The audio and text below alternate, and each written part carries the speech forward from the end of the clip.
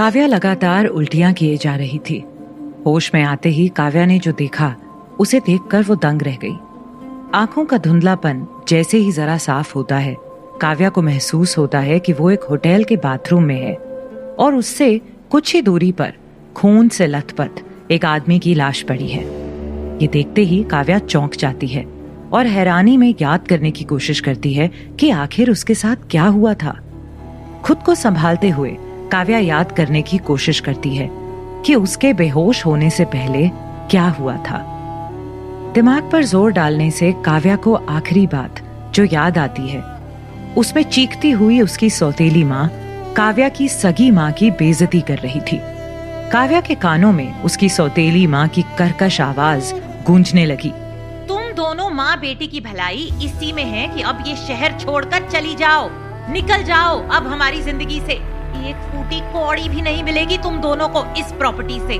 मेरे हस्बैंड अब तुम्हारे एक्स हस्बैंड है, वो तुम्हारा अतीत थे, इसलिए जितनी भी ज्वेलरी और जो भी चीज इस घर की है वो सब मेरी है। सब वापस करो और निकल जाओ यहाँ से, वरना अंजाम बहुत बुरा हो सकता है तुम्हारे लिए। काव्या अपनी माँ की वजह से चुप थी, लेकिन तभी उसका सौतेला भाई भी अपनी माँ की धमकी में शामिल होकर गुस्से से चिल्लाता है, अब बिना जुबान खोले और बहस किए निकल जाओ दोनों यहाँ से, नहीं तो मैं तुम दोनों को उठाकर बाहर फेंक दूंगा। Get out both of you. सौतेले भाई की ये बेइज्जती काव्या से बर्दाश्त नहीं होती और गुस्से में वो अपने सौतेले भाई विशेष को धक्का दे देती है, जिससे वो सीढ़ियों से नीचे गिर जाता है। ये देखकर काव्या की सौतेली माँ अशुला और सौतेली बहन अनाया को तेज गुस्सा आता है और वो दोनों काव्या के सिर पर किसी भारी चीज से दे मारती हैं। काव्या की आंखों के आगे अंधेरा छा जाता है और वो बेहोश हो जाती है। उसके बाद अब जब काव्या की आंख खुली तो उसने खुद को इस होटल के बाथरूम में पाया। सब याद आते ही काव्या गुस्से में अपने दांत पीसती है, लेकिन तभी उसे सुनाई देता है लगातार कमरे की तरफ बढ़ रही कदमों की आहट। काव्या का दिमाग तेजी से सोचने लगता है।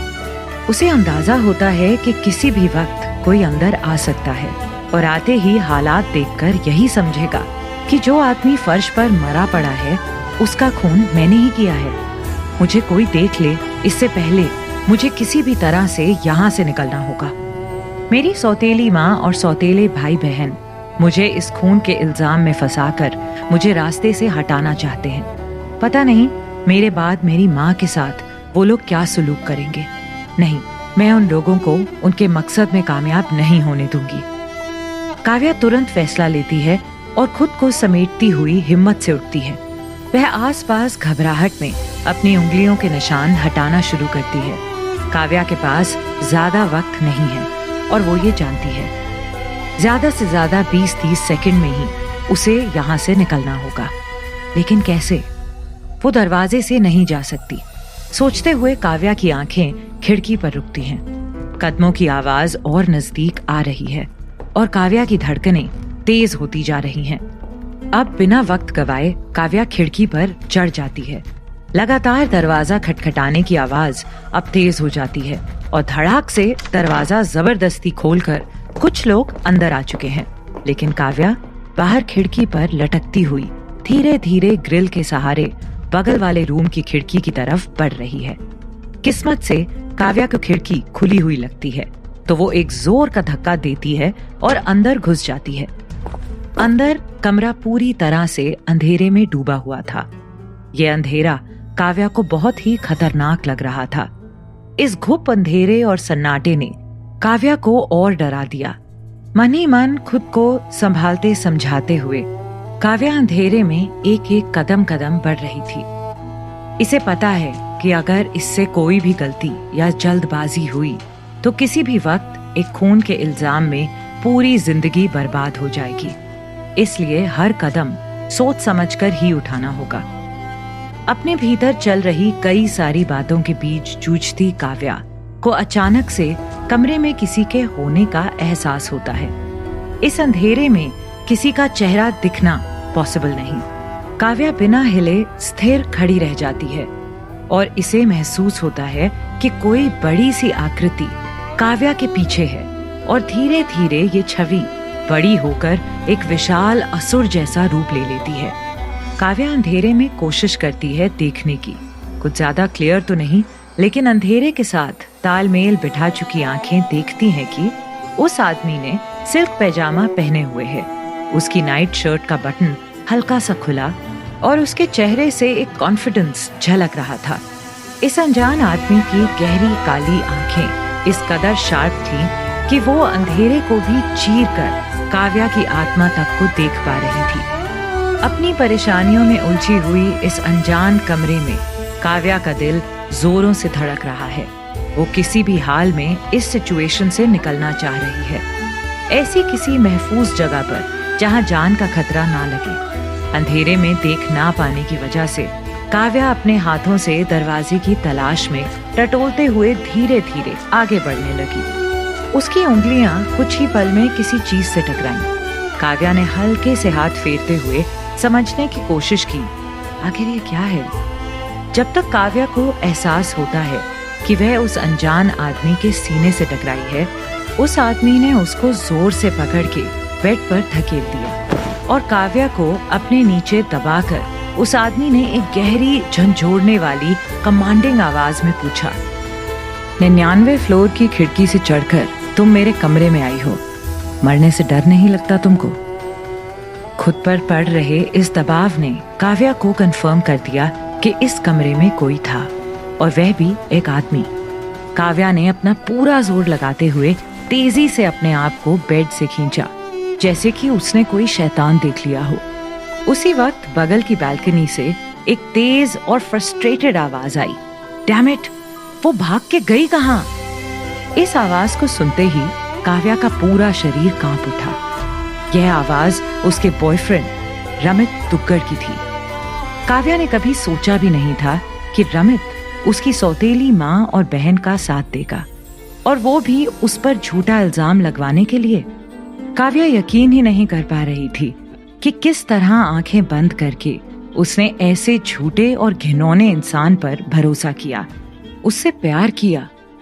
काव्या को खुद पर तरस आ रहा था। काव्या ये सब सोच ही रही थी कि होटल के रूम की घंटी बजती है। काव्या को तुरंत इस बात का अंदाजा होता है कि वो लोग यहाँ आ चुके हैं उसे पकड़ने के लिए। ओह गॉड, उसने सोचा, अब तो ये लोग मुझे पकड़ ही लेंगे। कपड़ों पर लगे खून को देखकर और ना जाने क्या क्या सबूत ढूंढकर उस पर एक अनजान आदमी की मौत का इल्जाम लगाया जाएगा जिसे वो जानती तक नहीं। डोरबेल एक बार और बजती है। प्लीज दरवाजा मत खोलिए, ऐसा कहते हुए काव्या उस कमरे में रह रहे उस शख्स के सामने जाकर खड़ी हो जाती है। प्लीज मेरी हेल्प करो, प्लीज। बाहर जो लोग खड़े हैं वो मुझ पर झूठा इल्जाम लगाना चाहते हैं। मैं तुम्हारी मदद क्यों करूं? एक तो तुम मेरे कमरे में चोरों की तरह घुस आई हो और चाहती हो कि मैं, क्या पता तुम भी उसी ग्रुप की हो जिन्होंने मर्डर किया और अब खुद को बचाने के लिए नाटक कर रही हो। दरवाजे पर बढ़ती हुई खटखट काव्या को और डरा रही थी और उसे गुस्सा भी आ रहा था। ऐसी स्थिति में खुद को संभालते हुए काव्या ने मन ही मन तुरंत एक फैसला लिया। इससे पहले कि यह अजनबी कुछ और बोलता, काव्या ने अपने दोनों हाथों से उसको कस के पकड़ लिया और अपने गुलाबी ओठों को उसके ओठों पर रखकर किस करने लगी। बहुत बढ़िया, एक औरत होने का फायदा उठाना तुम जानती हो। ऐसा सोचते हुए उस आदमी ने काव्या को किस करने दिया। कुछ ही सेकंड में दरवाजे पर खड़े लोग चले गए और अब कमरे में सन्नाटा था। काव्या फट से मुड़ के दरवाजे की तरफ बढ़ी, पर तभी उसकी कमर को जोर से पकड़कर अनजान आदमी ने अपनी ओर खींचा। ये क्या बात हुई? अपना काम खत्म तो निकल लिए? छोड़ो मुझे प्लीज, छोड़ो। वेट वेट वेट, तुमको क्या लगता है मैं ऐसे ही रास्ते में खड़ा हूँ, जो चाहे आए इस्तेमाल करे और चल दे? धीरे धीरे और करीब होते हुए ये आदमी काव्या से गहरी धीमी आवाज में कहता है कि तुमने तो सिचुएशन का फायदा उठा ही लिया, अब मेरी बारी है। इस आदमी की मंशा काव्या समझ रही थी और इसलिए काव्या का डर बढ़ रहा था, जिससे ये असुर जैसा आदमी भाप गया और कहता है कि डर रही हो? हाँ, मैं भी डर रहा था थोड़ी देर पहले। ऐसा तो नहीं है ना कि डरने का हक सिर्फ तुमको है? अभी मैंने जो रिस्क उठाकर तुमको बचाया है, क्या लगता है तुम्हें मुझे उन लोगों से डर नहीं लग रहा था? अगर वो पुलिस होते तो मैं भी तुम्हारे साथ फंसता बेवजह। काव्या पूरी तरह से फंस चुकी थी और उसके पास कोई जवाब नहीं था। इस आदमी ने काव्या को इस तरह कस के पकड़ रखा है कि वो समझ नहीं पा रही कि कैसे उसकी पकड़ से निकले। इससे पहले कि वह कुछ बोलती या करती, वो अजनबी धीरे धीरे उसका शरीर अपने बस में कर रहा था और अब उस आदमी की उत्तेजना भरी गर्म सांसें काव्या महसूस कर सकती थी, जो उसकी गर्दन के पास उसके चेहरे के होने की वजह से थी। Come on beauty, be my antidote. उस अजनबी के ये शब्द उसके होठों से निकले और उसने काव्या की कमर को अपने शरीर से सिटा लिया। जैसे ही अजनबी ने अपनी पकड़ काव्या पर और कसी, काव्या के कपड़े उसके बदन से हटने लगे। उफ, ये दर्द। सुबह की पहली रोशनी काव्या के चेहरे पर पड़ती है। धीरे धीरे और मुश्किल से, बिना मन के, काव्या अपनी आंखें खोलती है। काव्या का सिर दर्द से फट रहा था। वो जिस बेड पर थी वह बेतरतीब बिखरा हुआ है। काव्या का दिमाग जैसे ट्रांस में हो। कल रात की घटना उसे ब्लर इमेजेस की तरह फ्लैश हो रही थी। सब कुछ पजल की तरह टुकड़ों में दिमाग में गूंज रहा था। मिचमिचाती हुई आंखों पर कंट्रोल करते हुए जैसे ही काव्या अपने कांपते पैर बेड से नीचे रखती है और सामने लगे शीशे में देखती है अपना बिना कपड़ों का शरीर, उसके कपड़े जमीन पर बिखरे थे। जैसे ही खुद को ढकने के लिए काव्या उन कपड़ों को उठाकर पहनने जाती है, उसे रियलाइज होता है कि उसके कपड़े फटे हुए हैं। इसी फर्श पर एक मेंस सूट भी गिरा हुआ था। काव्या इस सूट से अपने आप को ढकती है और कमरे से बाहर निकलती है। जैसे ही काव्या कमरे के बाहर निकलती है, देखती है कि कॉरिडोर में 2 पुलिस वाले खड़े होटल के रूम सर्विस एम्प्लॉय से कल की घटना के बारे में कुछ पूछताछ कर रहे हैं। काव्या तुरंत वापस कमरे में आकर दरवाजा बंद करती है और सोचती है कि अब क्या करे। पुलिस वाले काव्या के रूम की तरफ बढ़ रहे होते हैं कि होटल का एक एम्प्लॉय उन्हें एक दूसरे कमरे की तरफ इशारा करता है। काव्या जरा से खुले हुए दरवाजे से देखती है कि पुलिस वाले काव्या के सामने एक रूम का दरवाजा नॉक करते हैं और कुछ पूछताछ के लिए अंदर जाते हैं। जैसे ही पुलिस वाले कमरे में छानबीन के लिए अंदर जाते हैं, काव्या तुरंत बाहर निकलती है। काव्या तेजी से भागकर यहाँ से निकलना चाहती है, लेकिन उसके पैर उसका साथ नहीं दे रहे। उसकी चाल देखकर ऐसा लग रहा है जैसे वो किसी भयानक बुरे सपने से जागी हो, जिसका आफ्टर इफेक्ट उसके दिमाग पर हावी है। खुद को संभालती हुई जैसे ही काव्या आगे बढ़ती है, पुलिस वाले वापस कॉरिडोर में होते हैं और अपनी पूछताछ करते हैं। काव्या डर जाती है और अब तो ये पकड़ी जाएगी। लेकिन ठीक इसी वक्त लिफ्ट खुलती है और 2-4 रिपोर्टर्स कॉरिडोर में आते हैं। काव्या इनकी बातें सुनती है। रिपोर्टर्स के हाथ में माइक है, एक के हाथ में कैमरा, और ये अपनी बातें कर रहे हैं। जल्दी करो, जल्दी, एक्ट फास्ट। अगर तुम लोग जल्दी नहीं करोगे तो न्यूज कोई और चैनल उड़ा कर ले जाएंगे। किसी और के आने से पहले हमें न्यूज एक्सक्लूसिव कवर करनी है। राय खानदान का इतना बड़ा स्कैंडल, हम ही एक्सक्लूसिव ब्रेक करेंगे। कॉरिडोर में अचानक से कई सारे पत्रकार और उनके साथ के फोटोग्राफर्स की भीड़ लग जाती है। पुलिस वाले इन लोगों को शांत रहने के लिए कहते हैं और सबको आईडी दिखाने के लिए कहते हैं। काव्या रिपोर्टर्स के पीछे छिप जाती है। पुलिस वाले इनके आईडी चेक कर रहे होते हैं और जैसे ही काव्या की बारी आने वाली होती है, काव्या बुरी तरह से डर जाती है कि अब तो इसका पकड़े जाना तय है। लेकिन तभी अचानक से लिफ्ट खुलती है और कई सारे रिपोर्टर्स और कैमरामैन एक खूबसूरत यंग लड़की को फॉलो करते हुए कॉरिडोर में होते हैं। ये लेडी अनाया है। अनाया अपने हाथ के इशारे से रिपोर्टर्स को अपने होटल रूम में आने को कहती है।